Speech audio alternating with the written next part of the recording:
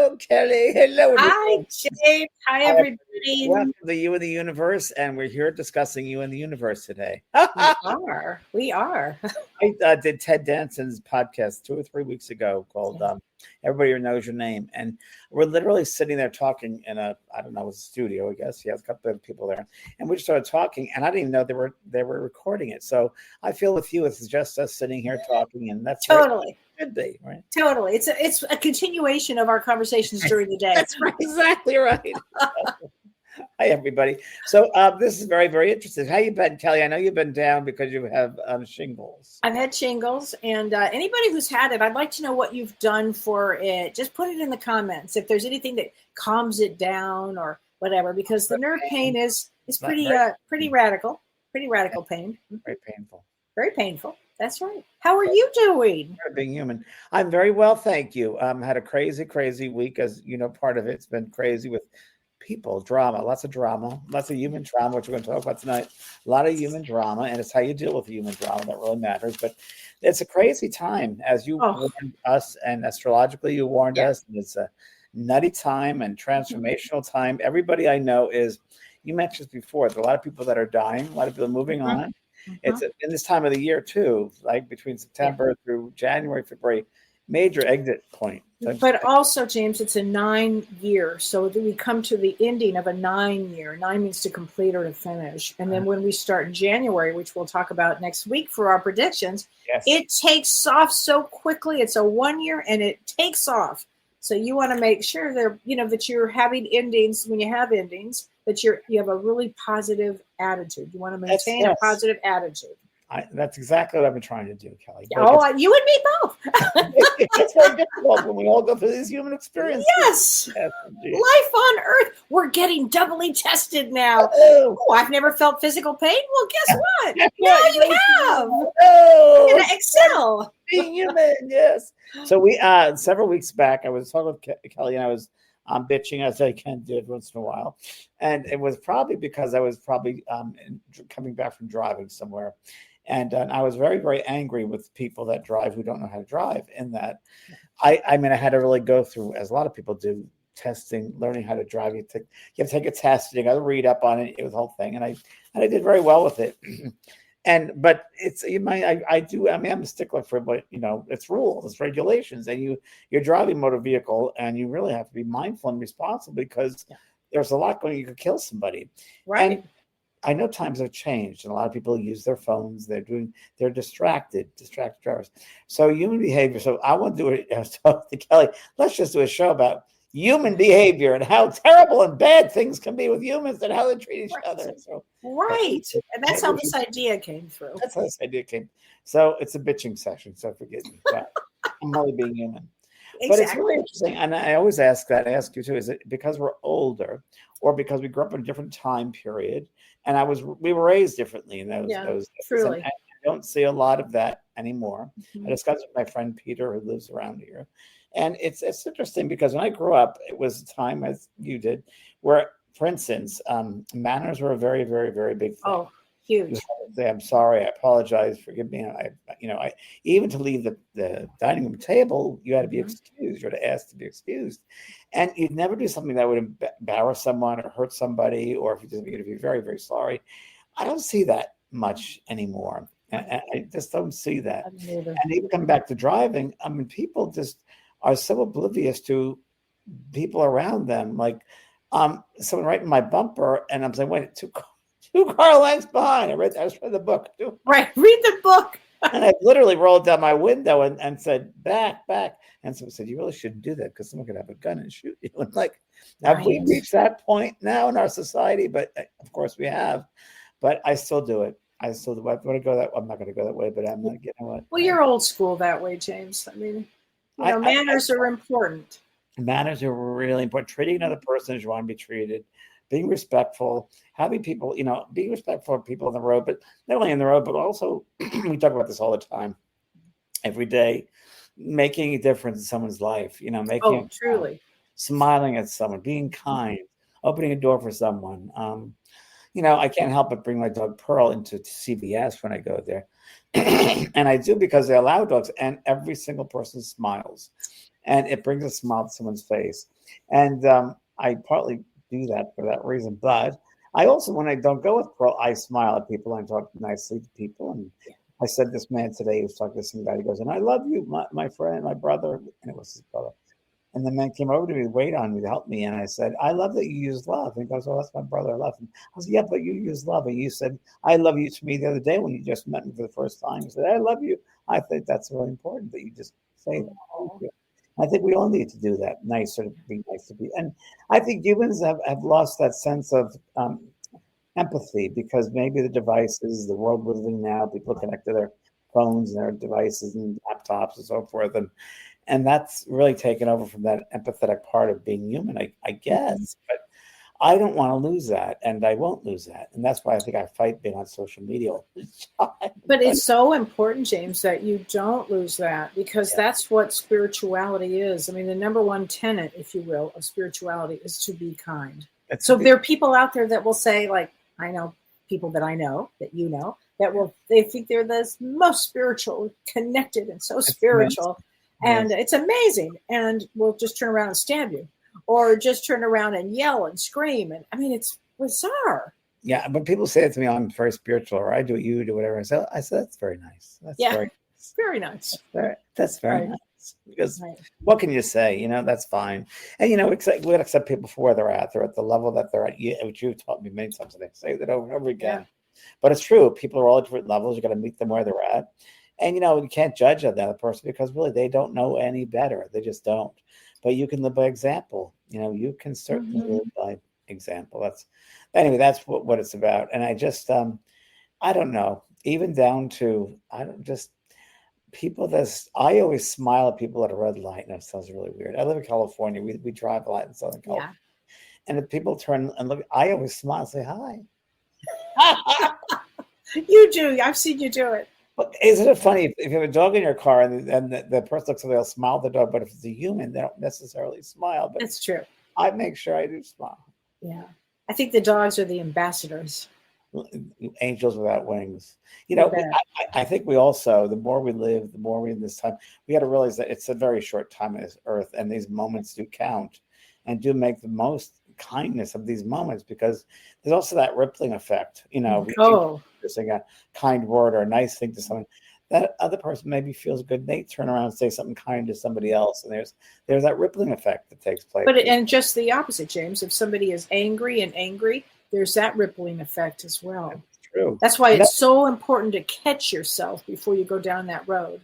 Yeah, I don't watch much news. I don't. And if I do watch news and it's negative, I say, no. And I say a blessing, love, God love, bless, love that person, whatever it might be. I try to neutralize it. I mean, as much as I can, but we need to, I mean, it's hard. It's a hard school. This human school is very difficult. It's a school of hard knocks. Yeah. It really is a school of hard knocks. We have to go through these, we talked about this last week, and often we talk about, when we go to the other side and we learn these skills, we go to these realms or spaces or places to perfect various parts of our soul, expertise, gifts, abilities, if you will, skill sets. Right. And I think we're able to use them once we attain them. We have to put them to work. And I think that the best place to put those things to work is the physical world, is the human world. Come back here and put those things to work. You really can't work at them on other levels because they're not physical per se. They're more mental. There can be other types of energies than this human physical energy. So it's really the building blocks. Well, and I think, James, along those lines, a really good challenge that everybody can have is to challenge themselves to be kind. Because it really is the principle, the guiding principle of spirituality is to be kind. It's everything. And to be kind is a simple thing. It just means being friendly, being generous, being considerate. How about that one? Focusing possibly on goodwill or empathy without expecting anything back. Yeah. I used to live in Laguna Beach, as you know, many years. And there was a man there years ago. I think he was Swedish descent. And it was back, I think, in the 30s it started. And he would stay down on Main Street. And that's the Main Street, that car would come in from the canyon and from the freeway. Yeah. And he would stand in the corners waving to people. And it was called the greeter. And they still have someone down there now who's passed, of course, but now they have someone down that still does that. They carry on the greeter. And it makes you feel good when they come into town, the greeter there. Welcoming people is smiling. I think we all should do that in our own way. We should try to make, especially, we talk about this season, Christmas, Hanukkah, this season, the season of light. It's so funny because we really should emphasize it even more then. It should be all the time, but especially now. I'd say kindness, bring kindnesses out, because you never know who you're going to affect that way, because it might be somebody that you say something to or express a certain kindness, and that might be the very first time they've heard that. Absolutely. And let's not forget something about kindness. It's a muscle. It's a muscle, and you keep working it and working it, and you may slip back. Keep forward with working on it. Do one kindness a day. It's true. At least one kindness a day. At least one a day. Smile at someone. Open the door. Just a nice compliment. I find it really interesting. Again, I have to refer everybody to Southern California because I live here. Not that I drive much because I don't like driving, but like it just happened today. I was coming back and there's someone trying to get into traffic from a driveway, and I stopped. Said, "Please go right ahead." And they said, "Oh, like surprising, thank you." I said, "Sure, you're welcome." And they were like. And you could tell they were happy. They were like, because I guess enough people don't do those things. I don't know. No, they don't.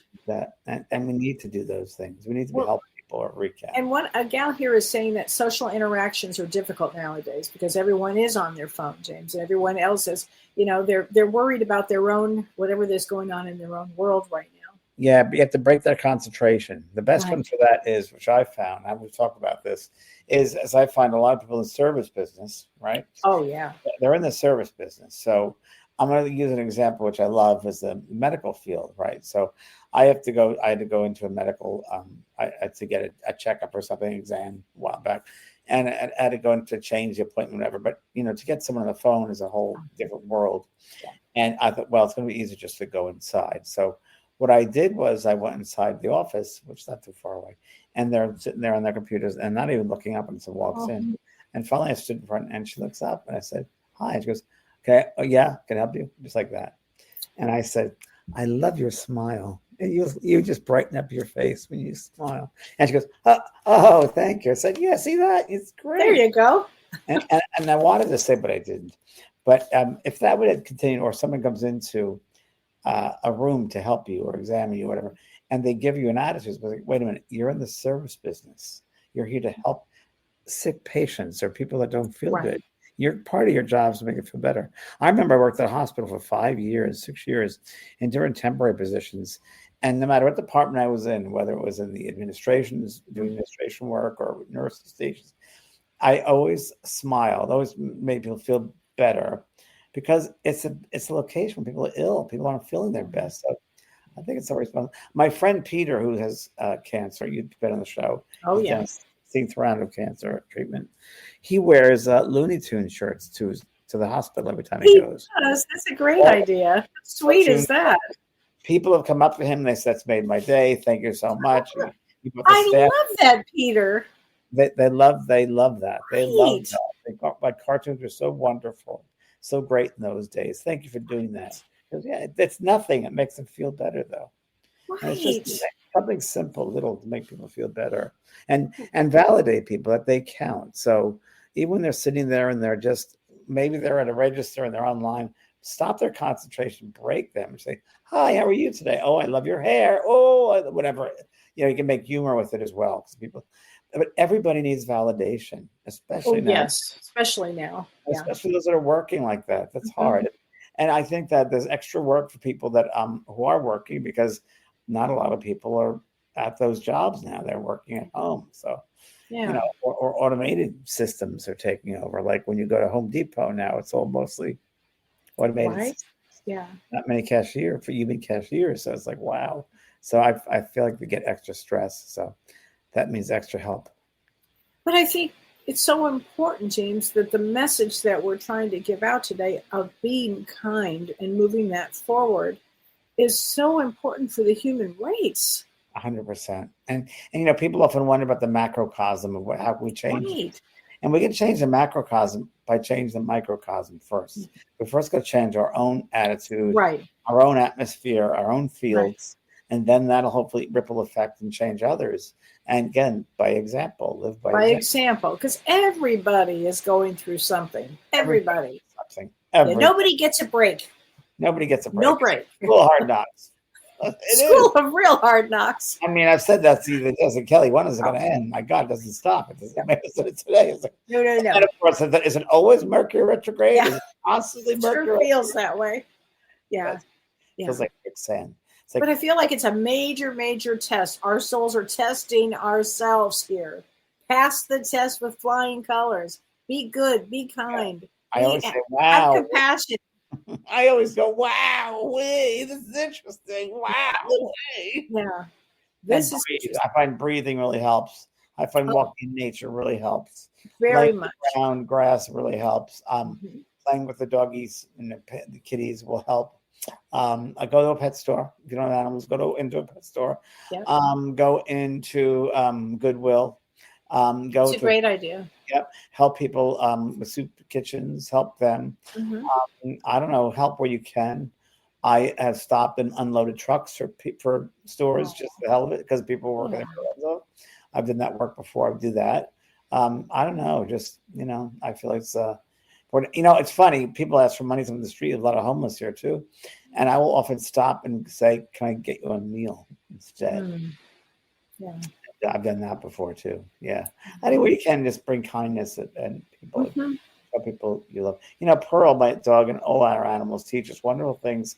You hurt a dog and they come back and kiss you and lick you, and same thing humans. Treat others. So true.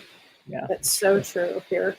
Oh my gosh, James. Boy, I can't read my contacts, so I really can't read much of the comments if you want to read. Okay, yeah. Kelly says the people who are here are starseeds and light workers and are usually aware, compassionate, and kind. Right on, Rosalie. That's very true that they are. I mean, many are. Many are not. But then we have to show others how to do this. And how to wake up.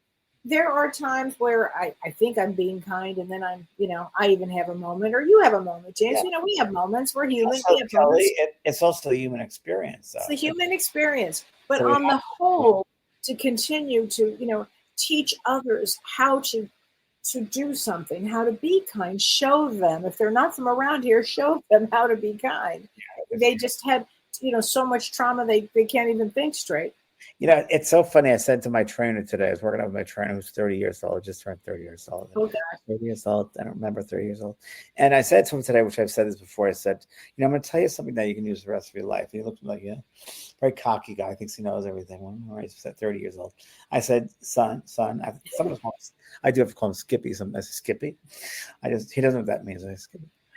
I said, listen, I'm going to tell you something that's going to help you the rest of your life. He goes, really? I said, yes, this is going to help you. He said, what is that?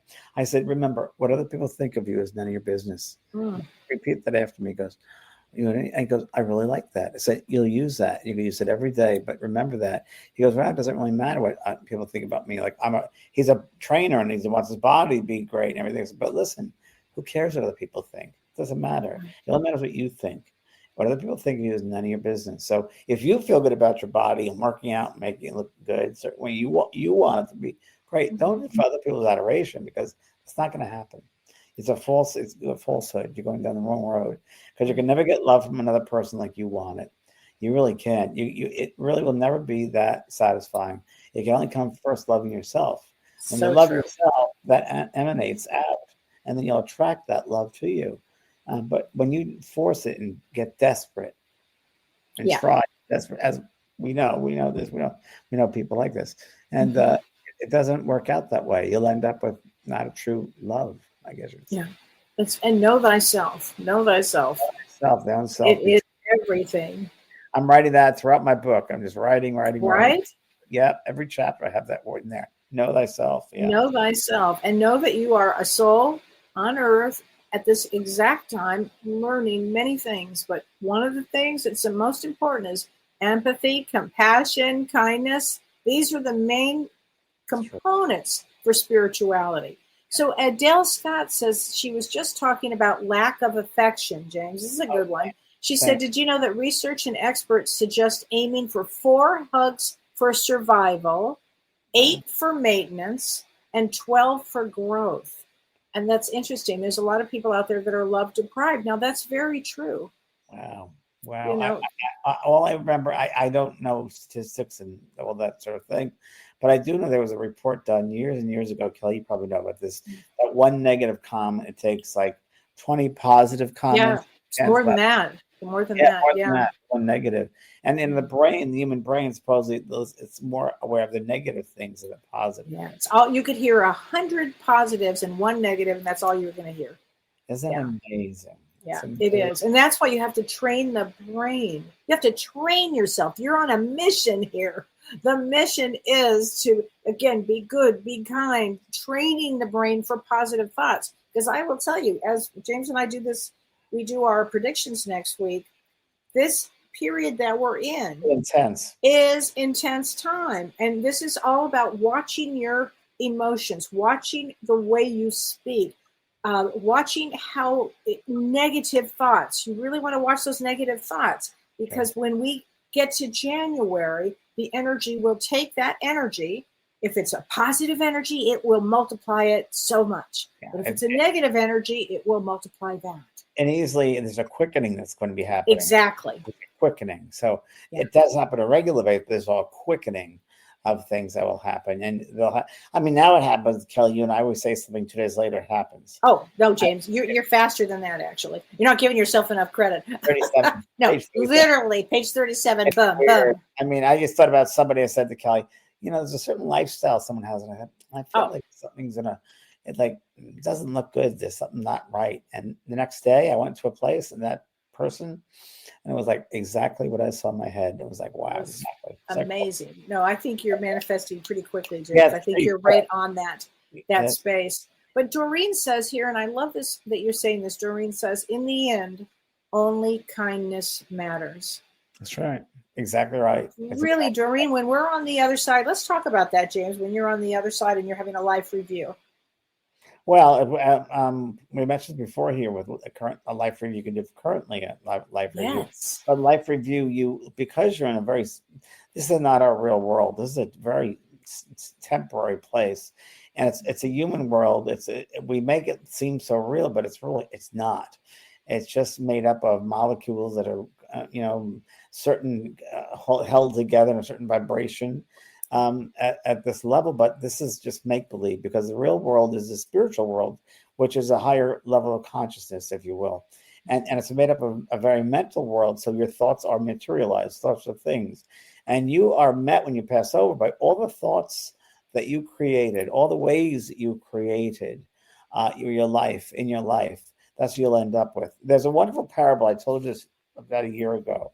I'm going to repeat it tonight, if that's okay. It's about a man who was very, very wealthy. You'll remember this. Very, very wealthy. Peter came up with this, by the way. Very, very wealthy man, and he dies, and St. Peter meets him at the gate. And St. Peter shows him around. Come on, I'm going to show you around. And he looks around these gorgeous gardens as far as the eyes can see, and kids playing around in beautiful spaces and flowers and colors he's never seen and flowers he's never seen before. And we walk around and he goes, well, this is like so beautiful. The gardens I remember on Earth. And he sees all these beautiful mansions. He goes, wow, that reminds me of my mansions I used to have. He goes, yes. And they keep on walking. He goes, well, where's my place? He goes, down here. So they go down the curve and they go down these steps and it begins to get a little bit darker. And he looks around and it seems like that mansions are getting smaller. And they go down some more steps and the steps turn into like you could barely see anything. It was getting very dark. And then the pavement becomes just dirt. And the light goes down more and you can't really barely see. And he's looking. And the out in the distance, and the houses are now little tents. You can barely make out people. He goes, "What's going on here?" And he said, "Where's my place? Where am I living?" And he goes, "Down this way." He goes, "No. I was one of the wealthiest men in the world. I had hundreds and hundreds of servants. I had a lot of money. This isn't right for me. I was better than this." And he turns around and he said, "Oh, God doesn't make mistakes. Come this way." And he goes down further, and then it's almost completely dark. And he looks, and then St. Peter goes, "That's your place of residence right over there."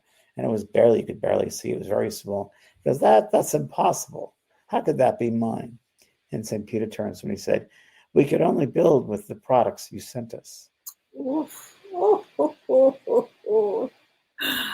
Wow. sorry, with the materials you sent The us. materials. You sent us, which is exactly the way it is. You earn your heaven or your hell based on what you gave out in this physical earth. You create the foundation of your life on the other side of life. You create your foundation here in this world, and you will receive things in this world while you behave. You really will. You emanate love, you'll receive love. You'll receive things. It's karmic as also, but you're supposed to learn. So things might be held back a little bit, or things might happen here which are very dramatic, like losing somebody, or very dramatic. But you will get what you earn. We earn things. I remember the medium that worked with me, Brian Hurst, when he first started, and he said to me in one of our development circles, he goes, James, you get what you earn. You have to earn everything that you receive, and it's true. And I recently bought a piece of jewelry, and I thought to myself, you know what? You deserve it. You worked really hard, and you deserve that. And I did. So I bought it, and it felt good. And I thought, you know what? Yes, I earned it. And it's true. It's so true. And it's so interesting because, well, people will say to me, if you don't mind me talking to myself for a second, they say, you've done good work. You've done this. I'm like, yeah, I guess I have. Thank you. But it's work. It's my work. I know what I've come down here to do. And there's just so much more to do. But I appreciate that acknowledgement. But there's also, it's work. You have to do these things. We have to be kind. We have to do this, demonstrate love. I don't know. I find it hard not to be that way. That's maybe just me. And I've been. No, I agree. There's so much more work to do.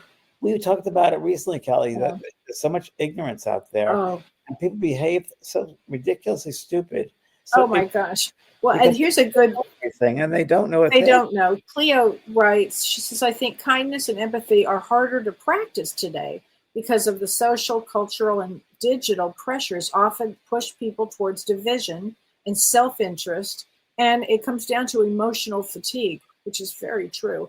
Yet they remain essential tools for resilience and healing in a fractured world. They are absolutely essential tools. Read the beginning of that, please. The first. I think kindness and empathy are harder to practice today. Okay, so I'm going to stop right there. I think it's just the opposite. I think it's the greatest opportunity right now because it's so hard, because it's so divisive, because people are having a hard time. It's going to be better to even try harder. More opportunities. Yeah, you got to try harder. I like that spin. There'll be more. Yeah, you will. To be kind, you're gonna have to have more. You're gonna have to show up more often. How's that? Because people it's gonna be hard maybe to get into people because they're not as connected to humans. But they're because you're a light being, you will be able to say something in a way that will get to their heart. Remember, it's heart talk. It's their heart hasn't gone away. Their heart is still there. It's just been covered up by, I always say, the head. And in mediumship, I teach going from the head to the heart. And so we have to open up their heart more because they're all in their heads thinking. They're jumbled. They're jumbled. We get through the jumble. The first way to get through the jumble is to go to the heart. Love, humor, joy, amusement, kindness. That'll get to their heart. So say something loving, amusing. Throw them off. If there's someone in their heads, throw them off. Bring them back to, I love your shoes. I love those socks you're wearing. That's so fun. Where can I get those? Huh? What? I always throw people off and they're like, huh? Oh, and then I get them bound to that connection of human That's being. Brilliant. Yeah. It's the way you have to nowadays, especially, like she said, because everybody's so disconnected humanly and empathetically because they're so connected with the devices, which means they're much more into the intelligence, they're much more into the intellect, they're much more into the devices. So we got to bring them back to the heart, back to what's real, which is the heart, the love. What's the heart of the matter? Go to the heart of the matter. So if you're having trouble at, let's say, again, a doctor's office or even a store clerk saying, how would you like to, if you didn't do the right thing, or how would you feel about this? What do you think I should do about this? Bring it right back up. What do you feel about this? Well, no. Wait, hold on. What do you feel I should do this? Slow them down. Them down because the brain's working so fast. We got to slow them down, pace them. And I'll sometimes stand there, just stare at them, say, yes, bud. And they'll want to say, wait. I'm not. Hold on. And sometimes I'll come. I'm old. I need a little more time. You slow them down and get them back to Right. Don't let them get them off that circle. They keep Oh them. my God. I love that, James. And I've seen you do it. Right. Get them off that. Yeah. Now, Renee says, I've noticed how uncomfortable many have been making eye contact anymore. It's really hard to make eye contact. She said it feels like people have a fear of being seen as vulnerable. May we begin to remember the light in our eyes in the new year. Right. So, Renee, what I would say is like this great one. I was in an elevator the other day and this guy's looking down. Hi, I love your eyes. And he looks up and goes, huh? I was like, see, you beautiful eyes. I knew it. And he starts laughing. He goes, how are you today? I said, I'm fine. You open them up. So it's opening them up. And anytime someone is like that, they're closed off, I immediately go for it because they need that. They just need it. And if some people's reaction might get, that's fine. That's okay. You're not really caught up in the end game of it. You're just right. You're just being the example. You're just being that to show them that's possible. Right. So a lot of times people will not smile and they'll stay in that headspace. That's fine. We're not being caught up by the end game. It's just that's a very important statement, actually, that you're not caught up in the end game. It doesn't matter that part of it. Not at all. It's just how you behave, how you treat another person is what it's about. It doesn't matter how they behave afterwards. It's you demonstrating kindness, demonstrating love, even at the hardest of times. Especially in the hardest of times, right? I've seen people before freak out, whether it's at a store, whether it's at a gas station, and I just will walk up to them and say, it's going to be okay. Let's breathe. How can I help you? We'll figure this out together. Is that okay? And they go, who are you? I said, I can help you out. I've been through this. I get it. And once you go on that level with them, I've been there. I understand it. They'll say, thank you. Yes, I can. They'll either say, thank you. Yes, I need your help. Or I'll be okay. But just the matter of you reaching out to them, it breaks them and it helps. Well, and them. what it does is it calms the nervous system when you say, it's going to be okay. And you could be wherever, and that's a really good one to say to somebody. It's going to be okay. I've stopped people like that. Okay. Right. It's okay. And another one which is great, Kellee, which I've used with you before, and I've used with other people before, is that you've gotten through it so far. We've made it thus far in life. Right. So the spirit people are really coming together, really for your highest good. You've made it so far. You're going to make it further. Look at all the stuff you've been through in the past. You've been through a lot of shit in the past. You've been through a lot. Your book, Kellee. I mean, come on. Right? You've been through everything. I mean, come on. I've been through a lot. Maybe staying out windows to, people driving cars almost killing you. Yeah. You've been through a lot. But many people have been through a lot of this human experience. So please. I always say, you've made it this far, right? The spirit world conspires for your highest good. Huh? Right. You have a team around you and they know you. They specialize. You have specialists around you. What do you mean? Well, I think that there's no such thing as death. That whole conversation. So I put it important. But there are specialists who know who you are, who know what your special abilities are, and they are here to really amplify them in times of need. Great stress and need. They're there especially. I like that. And we're never alone. We're never alone. Never. Remind people you're never alone. You're never alone. I remember I wrote about this once. I feel like I'm monologuing on here. I'm sorry. No, keep going. I wrote about this in, one of my last books. I forget which one it was, but there was a story where I was. I think I told you the story 2 weeks ago too. But it's a great story. Yeah. When I first moved to Los Angeles, I had no money, and I got a car for $600. It was a Plymouth 1965 Plymouth. I think I told you this. And it was a Saturday night. And it stalled right in the middle of Highland, a fountain, and Fountain and La Brea, right there, right in the busy part of Silicon Valley. And the gas gauge didn't work, so I must have run out of gas. So I got the gas, but then the gas was down. I went to get the gas. I went to get the gas can, but I came back and I pulled the license plate down behind the car. I had to kneel down. I forgot the nozzle or something. I had to get the nozzle.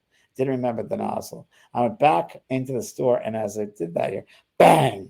And there was a car that went right into the back of my Plymouth. Because in those days, the gas was located in the back of the car behind the license plate down below. I had to kneel down, so no one would have seen me if I was not dead. We wouldn't be having this conversation. There was a man who was a spirit man, who was a guide of mine, who told me the next morning you were looked after. and you are looked after. And if you go back now, you'll see your car will be just fine. It'll be on the sidewalk, and you'll be okay to drive it. But it has been hurt. And sure enough, and I went back. I walked back about a mile, and there was a car on the sidewalk, and I was able to drive it. Oh. Of course, there was a note, I think, from the police on the windshield. Wow. But we're always help. Talk about a team behind you. We all have our team, everybody. Right. We all have a team. It's important to know you all have your team. Mm-hmm. They're always experts in their fields. I talk about that before, that we get to the other side and we go for our skill set. We work things out over there so we can use them down here. But there are those in the spirit world who will work with us as guides, and they're helping us down here. They get their work by helping us. They're doing their job by helping us. Totally. That's what their work is. And when we're finished work with us, then they'll move on to another person or go to another sphere and do something else. But that's very important that we realize we're never alone. Oh, not at all. So here's a question from Rosalie. She says, James, how do you explain that I've always been loving and kind, but I have had narcissistic parents who did not love me, and I've had partners who were narcissistic? Well, how do you explain that? Well, it would be kind of boring if you didn't have something going on, wouldn't it? It'd be a pretty boring time. So narcissism. So it's you're learning a lesson about narcissism, I would think. And Kellee, you're the expert on narcissism. Yeah, oh, yeah. You're a psychotherapist, so tell everybody what narcissism is. Well, narcissism is when there's no empathy. There's just no empathy. It's a quick way to say that. Right. So she would have to find her own self-worth by herself. Well, and so what she says, how do you explain that she's always been loving and kind? What I find that, Rosalie, that happens, that you will have two narcissistic parents, and they're usually one of the siblings comes in with love and kindness, and we're born that way. You were born with this, you come in with this, but you would have chosen those parents to learn an awful lot, probably help others with that one. And also, she's teaching them love and kindness. Absolutely. Not that they will get it. So you don't have to waste too much energy on that. Not that they'll get it.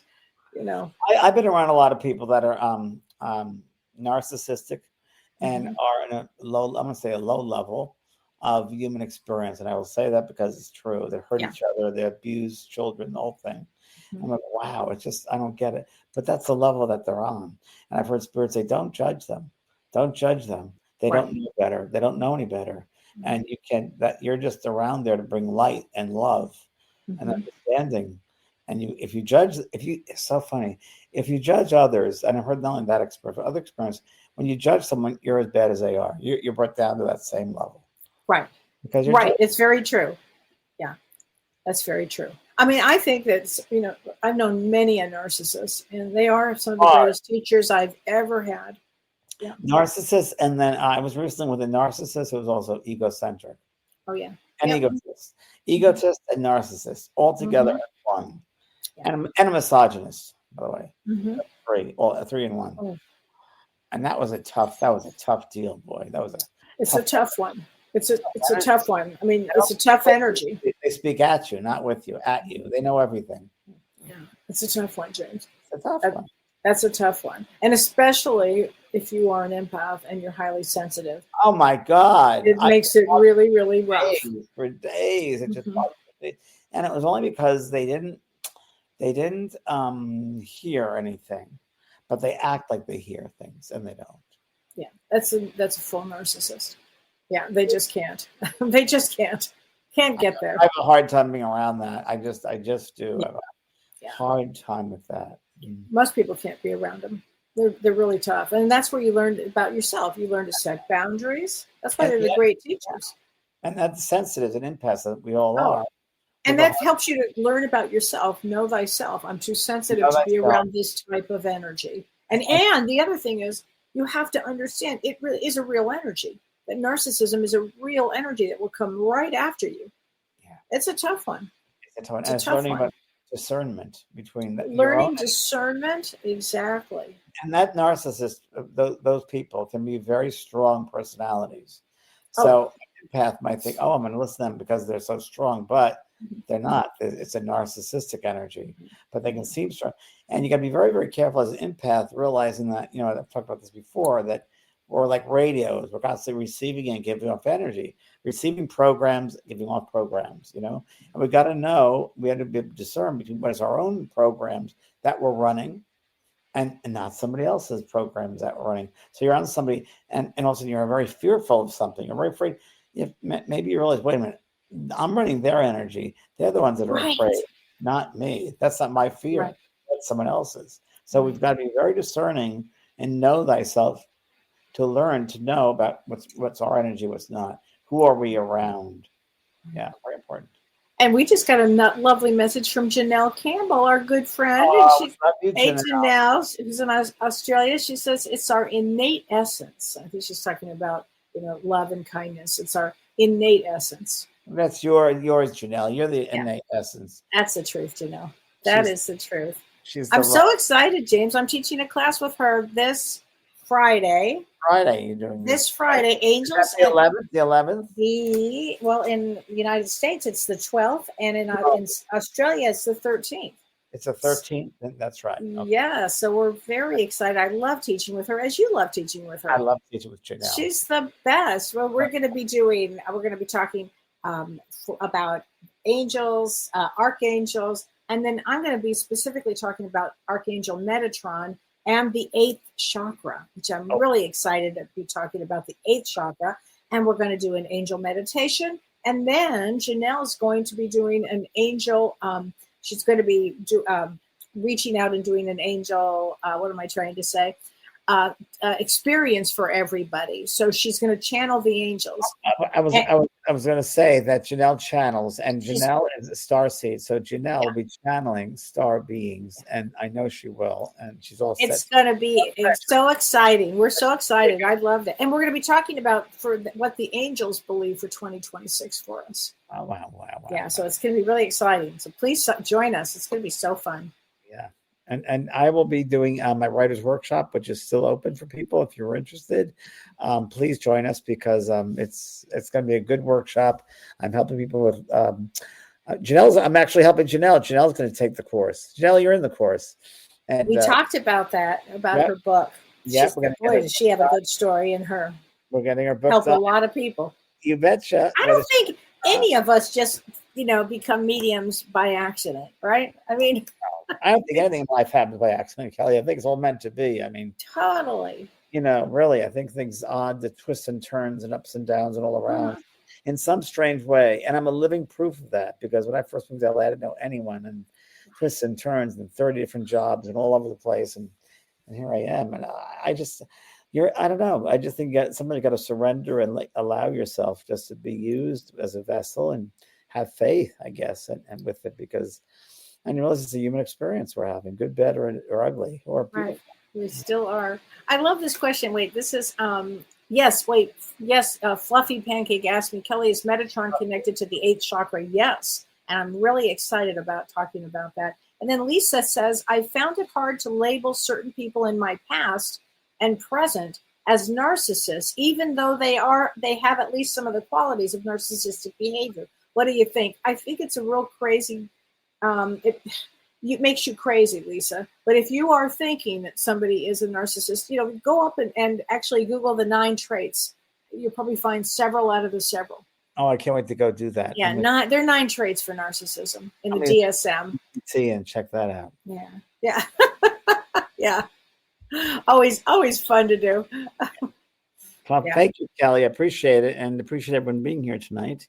Oh. Yeah. And so look forward to your angel course and the writer's course. And next week we do predictions, which is always fun. We're really excited about doing predictions. Some intense predictions for next year. Yes, but get ready because it's going to be a quick ride. Yeah. Oh my gosh. Well, thank you, everybody. Thank you, James. Thanks, everybody. Okay. Good night.